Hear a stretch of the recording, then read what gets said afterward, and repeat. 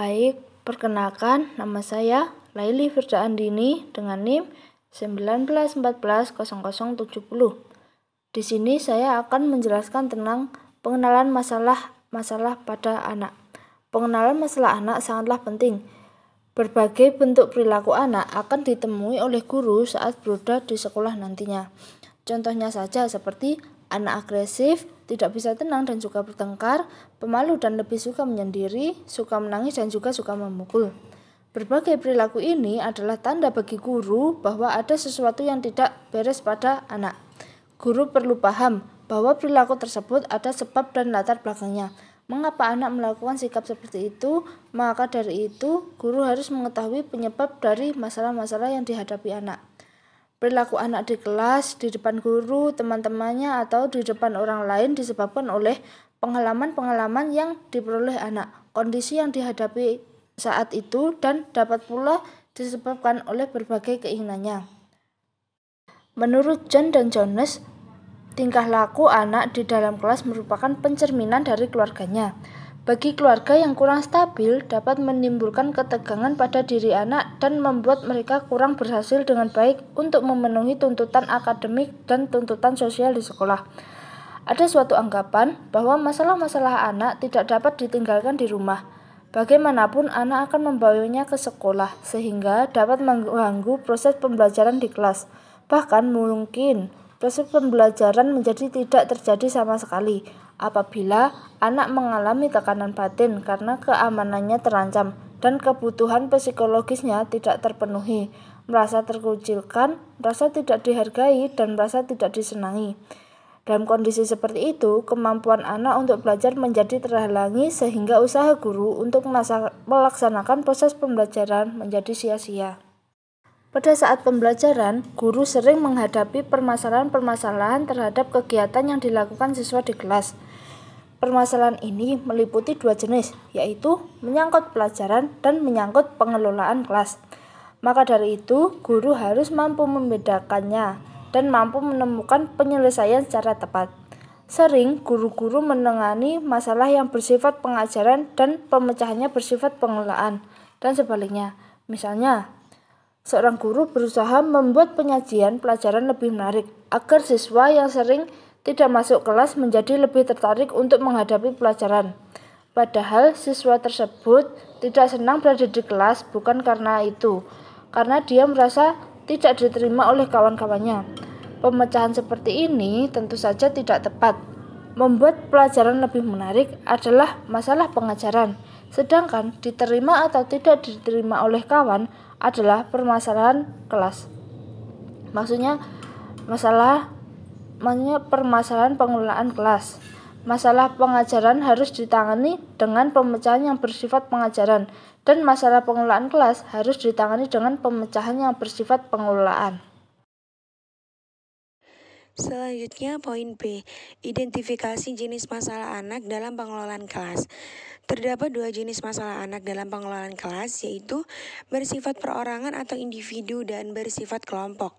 Masalah perorangan atau individual dan masalah kelompok seringkali menyatu dan amat sukar dipisahkan yang satu dari yang lain. Tingkah laku yang ingin menunjukkan kekuatan, menurut Nurasma dan Zayasni, dalam buku pengelolaan kelas, teori dan praktek, dalam pembelajaran, tingkah laku yang bertujuan menyakiti orang lain dan peragaan ketidakmampuan.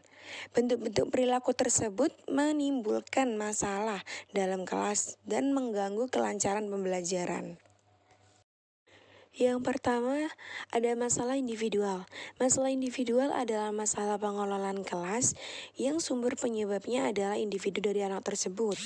Terdapat 4 kategori masalah individual dalam kelas, yaitu tingkah laku yang ingin mendapatkan perhatian orang lain, tingkah laku yang ingin menunjukkan kekuatan, tingkah laku yang bertujuan menyakiti orang lain, dan peragaan ketidakmampuan. Contohnya yaitu perilaku dalam kelas dan juga perilaku anak yang bermasalah. Yang kedua, masalah kelompok. Masalah kelompok adalah masalah pengelolaan kelas yang bersumber dari kelompok, yaitu A. Kurangnya kekompakan, B. Kekurangan kemampuan mengikuti peraturan dalam kelompok, C. Reaksi terhadap anggota kelompok, D. Penerimaan kelompok atas tingkah laku yang menyimpang, E. Kegiatan anggota atau kelompok yang menyimpang dari ketentuan yang telah ditetapkan, berhenti melakukan kegiatan atau hanya meniru kegiatan orang lain. F. Ketidaksemangatan atau tidak mau bekerja dan tingkah laku agresif atau protes. G. Ketidakmampuan menyesuaikan diri terhadap perubahan lingkungan. Pendekatan penanggulangan masalah anak dalam pengelolaan kelas. Nah, menurut work dalam Alban Ambarita mengatakan terdapat beberapa pendekatan guru dalam mengelola kelas, antara lain yaitu yang pertama yakni pendekatan otoriter atau kekuasaan. Nah, peranan guru di sini itu lebih ke mengontrol kedisiplinan kelas, memberikan arahan, dan mengendalikan tingkah laku peserta didik secara ketat, bahkan juga memberikan hukuman. Yang kedua, pendekatan permisif. Pendekatan ini berbanding terbalik dengan pendekatan otoriter. Dalam pendekatan ini, pengajarannya memberikan kebebasan pada peserta didik dan mengembangkan kemandirian.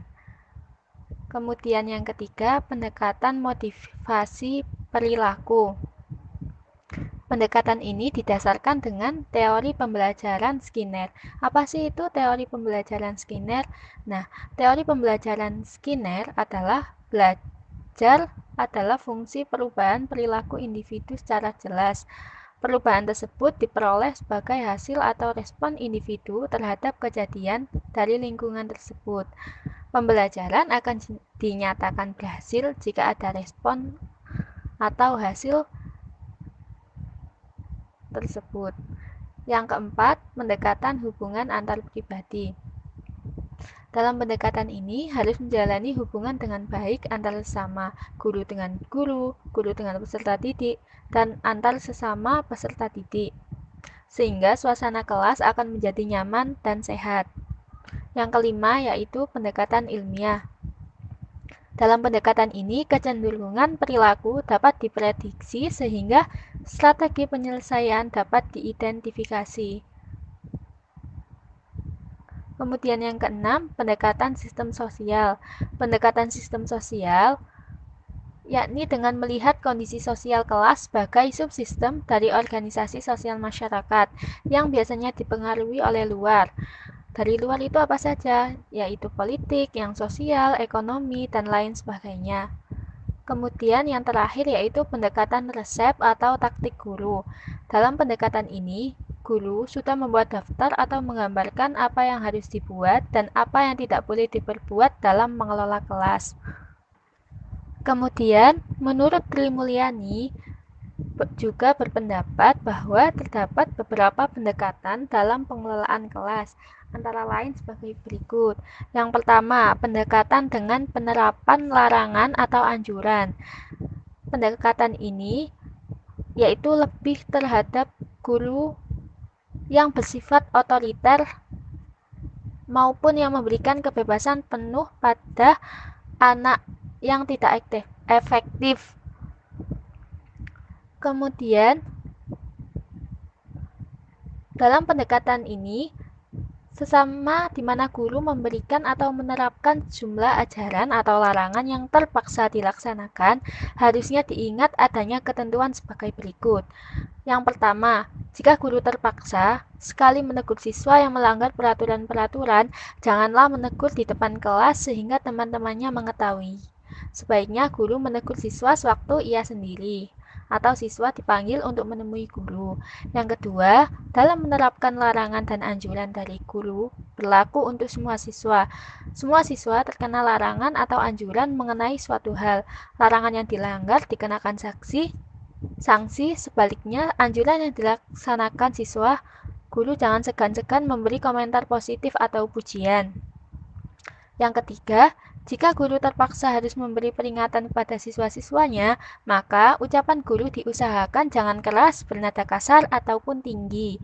Yang keempat, sikap guru terhadap siswa harus adil, tegas, jangan berubah-ubah. Yang kelima, guru dalam mengadakan pendekatan melalui penerapan hukuman, sebelum menghukum, buktikanlah terlebih dahulu bahwa seorang siswa tersebut telah bersalah.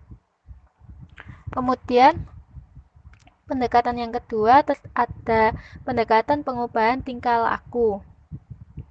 Pendekatan ini berpendapat bahwa tingkah laku anak yang menyimpang yang tidak dikehendaki guru tersebut disebabkan karena anak telah mempelajari atau melakukan tingkah laku tersebut, sedangkan tingkah laku yang benar belum dilakukan atau belum dipelajari.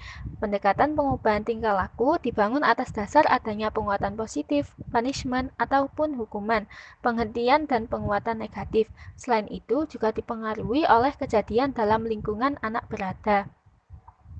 Yang ketiga, ada pendekatan iklim sosio-emosional. Dalam pengelolaan kelas, perlu sekali hubungan guru dengan siswa-siswa memakai pendekatan yang bernuansakan atau beriklim sosio-emosional. Pandangan ini berakar pada psikologi penyuluhan klinis. Pendapat dari pandangan ini ialah untuk pengelolaan kelas yang baik dan efektif sangat tergantung pada hubungan guru dan anak yang positif. Kemudian yang keempat, ada pendekatan proses kelompok. Dalam suatu kelas merupakan satu kelompok. Jadi kegiatan sekolah merupakan kegiatan yang berlangsung dalam kelompok. Di sini guru bertugas untuk menciptakan, mengembangkan, dan mempertahankan suasana kelas atau kelompok yang efektif dan juga produktif. Prinsip-prinsip yang dipilih dan digunakan dari psikologi sosial dan dinamika kelompok dalam pendekatan proses kelompok ini. Dalam pendapat yang lain, terdapat pendekatan dalam pengelolaan kelas. Yang pertama, ada pendekatan otoriter atau kekuasaan. Di sini, dalam pendekatan otoriter menggunakan 5 strategi yang dapat memanajemi kelas. Di antaranya yaitu menetapkan dan menegakkan peraturan, memberikan perintah, pengarahan dan pesan, menggunakan teguran, menggunakan pengendalian dengan mendekati, dan yang terakhir menggunakan pemisahan dan pengucilan. Yang kedua, pendekatan ancaman. Dalam pendekatan ini, guru juga fokus untuk mengontrol tingkah laku peserta didik. Tetapi dalam mengontrol tingkah laku peserta didik, guru dapat memberikan ancaman, larangan, sindiran, maupun paksaan. Yang ketiga, pendekatan kebebasan. Pengelolaan diartikan secara suatu proses untuk membantu anak didik agar merasa bebas untuk mengerjakan sesuatu kapan saja dan di mana saja. Peranan guru adalah mengusahakan semaksimal mungkin kebebasan anak didik. Kemudian yang keempat, ada pendekatan resep. Pendekatan ini dilakukan dengan memberikan satu daftar yang dapat menggambarkan apa yang boleh dan tidak boleh dikerjakan oleh guru dalam mengatasi masalah di dalam kelas. Dalam resep tersebut, tertulis apa saja yang akan dikerjakan oleh guru. Peranan guru dalam hal ini hanyalah mengikuti petunjuk yang telah tertulis di resep. Yang kelima, pendekatan pengajaran. Pendekatan ini menganjurkan tingkah laku guru dalam mengajar untuk mencegah dan menghentikan tingkah laku anak didik yang kurang baik. Peranan guru adalah merencanakan dan mengimplementasikan pelajaran yang baik. Kemudian yang keenam, ada pendekatan perubahan tingkah laku. Pendekatan ini didasarkan oleh perubahan tingkah laku yang sesuai dengan namanya. Menurut pendekatan tingkah laku ini, perilaku yang baik atau positif harus diberikan pujian atau hadiah yang menimbulkan perasaan senang atau puas. Sebaliknya, tingkah laku yang kurang baik dalam melaksanakan program kelas diberi sanksi atau hukuman yang akan menimbulkan perasaan tidak puas dan pada gilirannya tingkah laku tersebut akan dihindari. Kemudian yang ketujuh, ada pendekatan sosio-emosional. Pendekatan sosio-emosional akan tercapai secara maksimal apabila hubungan antar pribadi yang baik berkembang di dalam kelas. Hubungan tersebut meliputi hubungan antara guru dan siswa, serta hubungan antar siswa. Di dalam hal ini, guru merupakan kunci pengembangan hubungan tersebut. Oleh karena itu, seharusnya guru mengembangkan suasana kelas yang baik melalui pemeliharaan hubungan antar pribadi di kelas. Yang ke-8 ada pendekatan kerja kelompok. Dalam pendekatan ini, peran guru adalah mendorong perkembangan dan kerjasama dengan kelompok. Kemudian yang ke-9 ada pendekatan elektis atau pluralistik. Penggunaan pendekatan ini dalam suatu situasi mungkin dipergunakan salah satu dan dalam situasi lain, mungkin mengkombinasikan atau ketiga pendekatan tersebut. Pendekatan elektis disebut juga pendekatan pluralistik, yaitu pengelolaan kelas yang berusaha menggunakan berbagai macam pendekatan yang memiliki potensi untuk dapat menciptakan dan mempertahankan suatu kondisi proses belajar mengajar agar berjalan efektif dan efisien. Guru memilih dan menggabungkan secara bebas pendekatan tersebut sesuai dengan kemampuan dan penggunaannya untuk pengelolaan kelas. Kegiatan guru di sini untuk menciptakan dan mempertahankan kondisi kelas yang memberi kemungkinan proses belajar mengajar berjalan secara efektif dan efisien.